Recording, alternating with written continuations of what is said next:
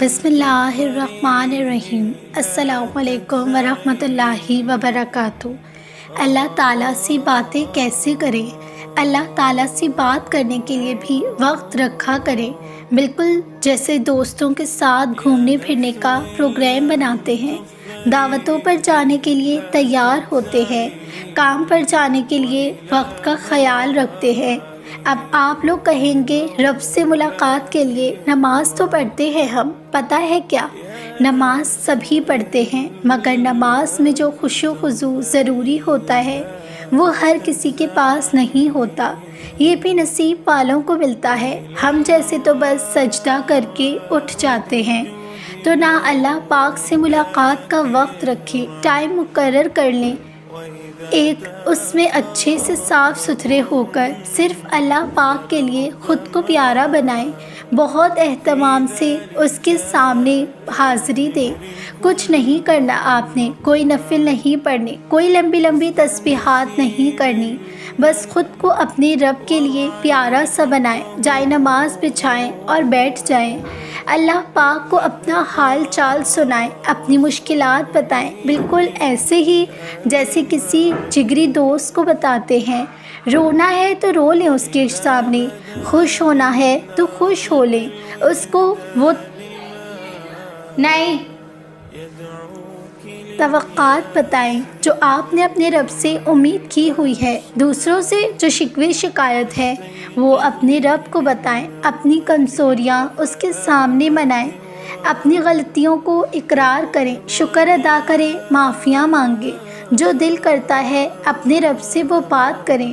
جب اٹھنے لگیں تو بالکل ویسے ہی اٹھیں جیسے ایک دوست کو گلے لگا کر پیار محبت سے رخصت کرتے ہیں۔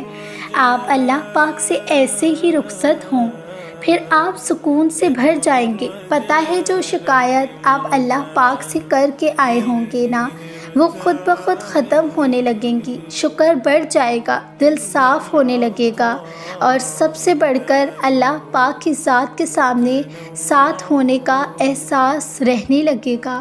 آپ تنہا ہو کر بھی تنہا نہیں ہوں گے، آپ کے پاس بیٹھنے والے لوگ بھی سکون محسوس کریں گے، اور پتہ ہے آپ کو اپنے رب سے بہترین دوست کہیں نہیں ملے گا، تو اپنے رب سے دوستی کر لیں، اللہ تعالیٰ کی رضا کے لیے علم دین حاصل کریں، اور نبی صلی اللہ علیہ وسلم کی سنتوں پر اور قرآن مجید کی تعلیمات پر عمل کریں، انشاءاللہ بہت فائدہ ہوگا۔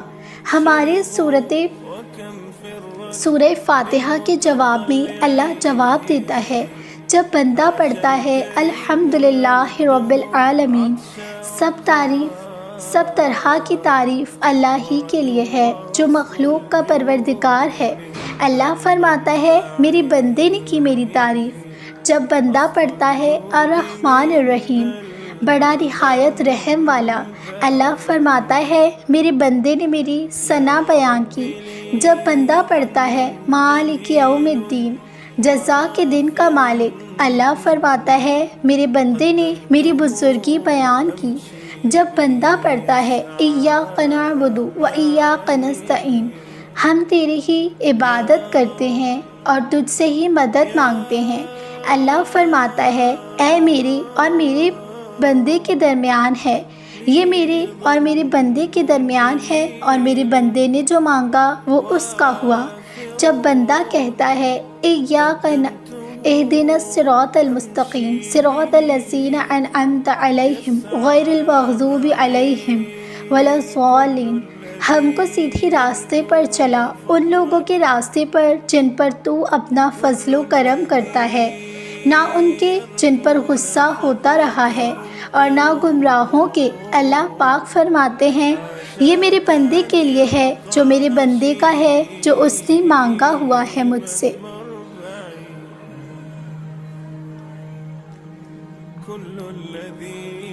نماز پڑھ کر فوراً کھڑے مت ہو جائیں، نماز کے بعد یہ عمل کیجیے، 3 بار استغفار پڑھیے، استغفر اللہ ربی من کل ذنب واتوب الیہ، اللہم انت السلام ومنک السلام تبارکت یا ذی الجلال والاکرام، اے اللہ تو سلامتی والا ہے اور تیری طرف سے سلامتی آتی ہے، تو مبارک ہے اے جلال اور عزت کے مالک۔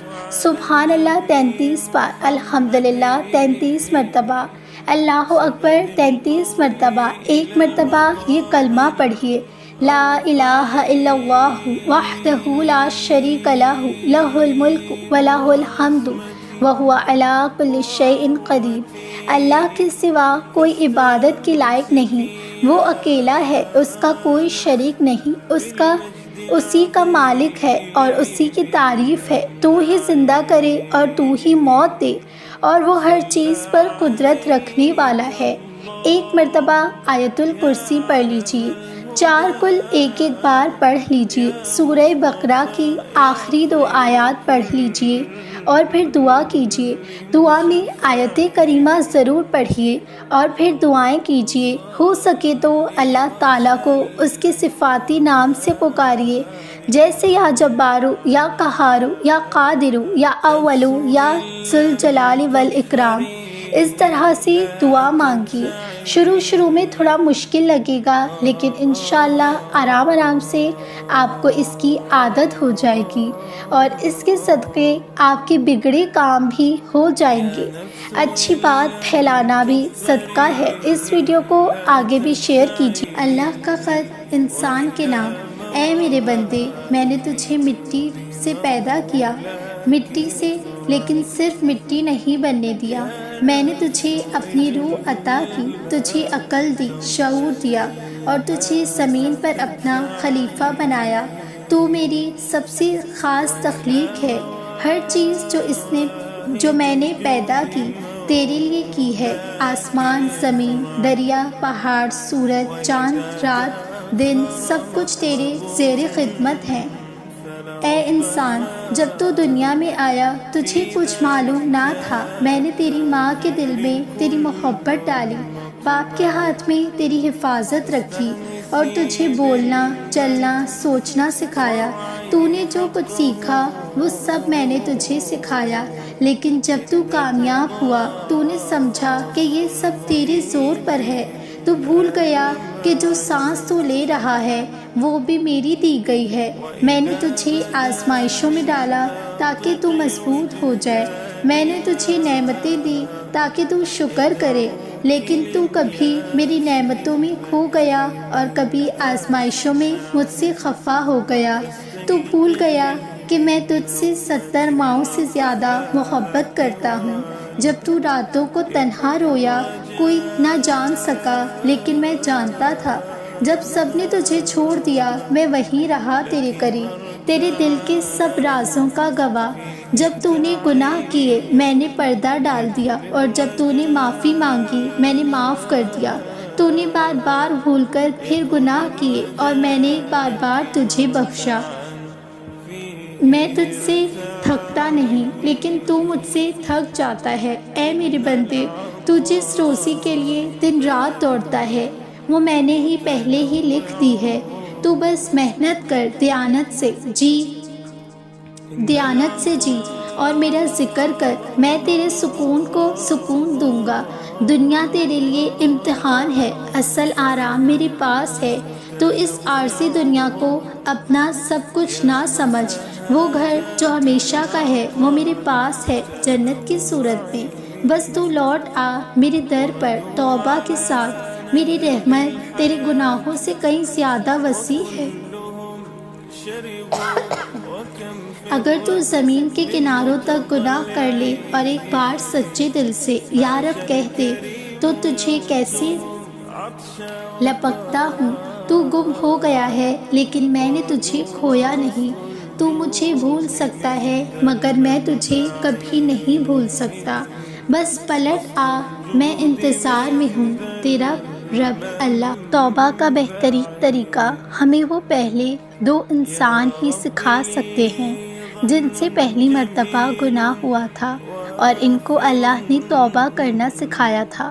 آج ہم گناہ کر کے ایسے بھی بیہیو کرتے ہیں جیسے کچھ ہوا ہی نہیں۔ ہم 2 انتہائیوں پر چلے جاتے ہیں، یا تو ہم مایوسی اور گلٹ پر پکڑ کر ڈپریشن اور انگزائٹی کا شکار ہوتے ہیں، یا اکثر ہم گناہ پہ گناہ کرتے جاتے ہیں اور ایک وقت آتا ہے کہ ہمیں وہ گناہ نہیں لگ رہا ہوتا، جبکہ ہمیں تو بتایا جا رہا ہے کہ ہمیں اللہ کے پاس جانا ہے، اپنے گناہ کا اعتراف کرنا ہے کہ ہاں ہم سے غلطی ہوئی، شرمندہ ہو کر اللہ کا رحم مانگنا ہے، اور پھر اس کے بعد اس گناہ سے دور ہو کے رب کی رضا میں لگ جانا ہے۔